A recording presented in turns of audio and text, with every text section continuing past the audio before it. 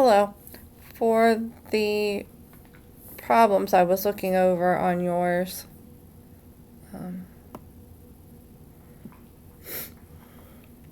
so if you look at this one,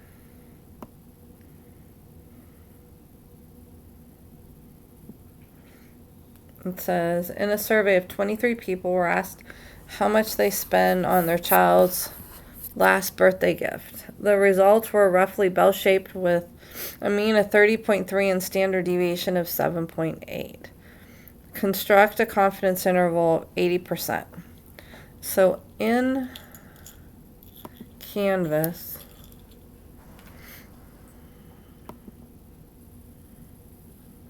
under Chapter 8, there's these three formulas.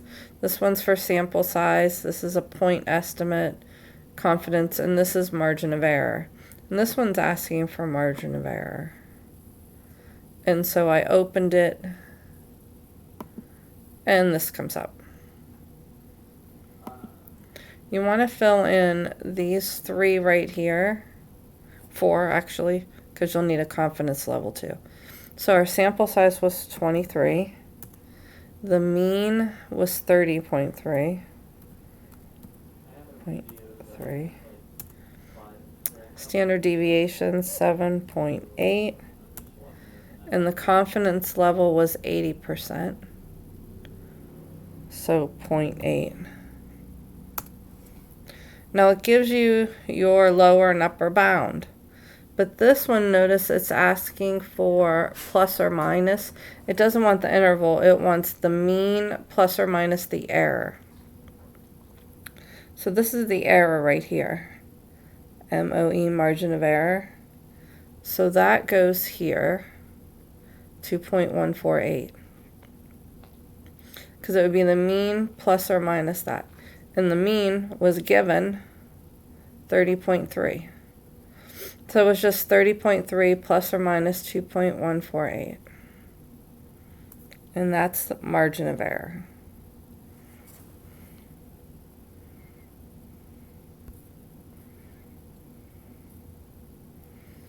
This one, I'm not sure.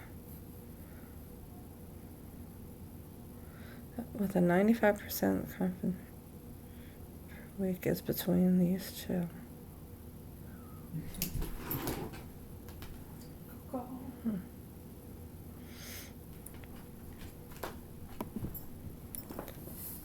So our sample size, 161, 161.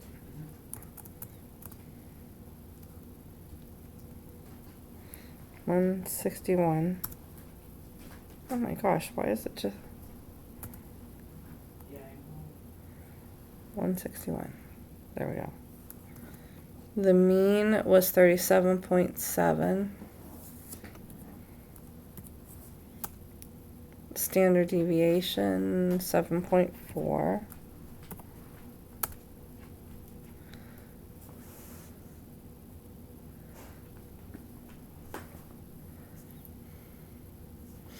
T distribution 0.95. 95, yeah. 36.548, 38.851. So I'm not sure what happened. You might have just typed it wrong, but it should have been 35 point. I think that might be what happened. I'm not sure.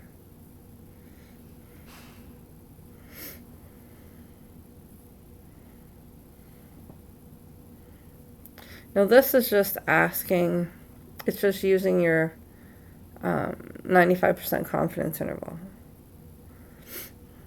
If many groups, so if they got many groups together, 161 randomly selected members are studied, then a different confidence interval would produce from each group about 95% of the confidence intervals will contain the true population mean. So when you have a confidence interval, it's saying that the true mean will be in there, whatever the confidence level is, in this case 95% of the time. And then the other 5%, 100 minus 95, the other 5% would be here, would not be there.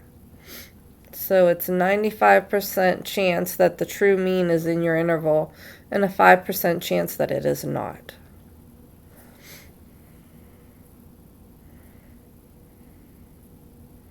And this one would be the same thing. I wanted to do one here.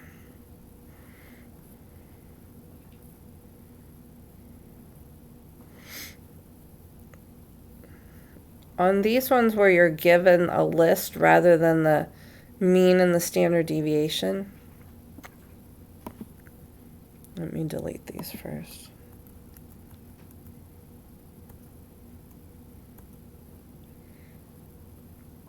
What you need to do is first enter the data. So I'm going to put the data right here under column A, 97.6, 97.7,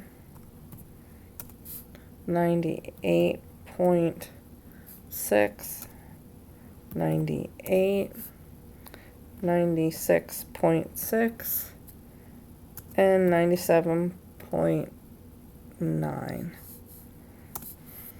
So you need to enter your data because it'll find the mean and standard deviation for you. You don't have to find it.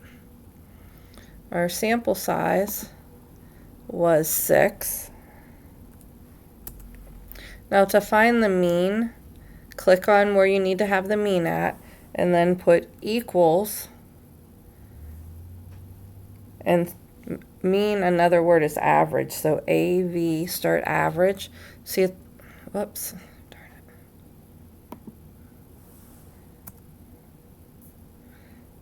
Equals average. Notice it's the second one, so double click it and then highlight your numbers. You click and drag and then hit enter, and that's our average.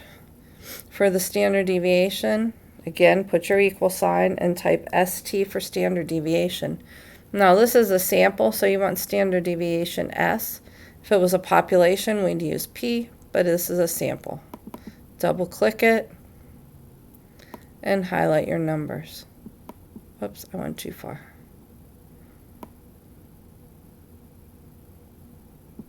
And hit enter.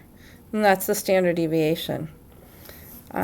It's a small sample. We wanted a 95% confidence interval, it says right here. So it would be a T.95 and hit enter.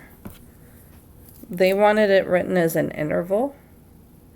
So it's right here, 97.04 and 98.42.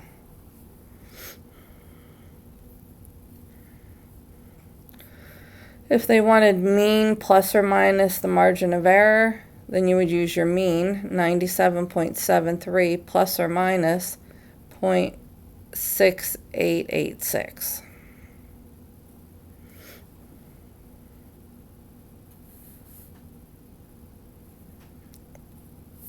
If you have any more questions, let me know.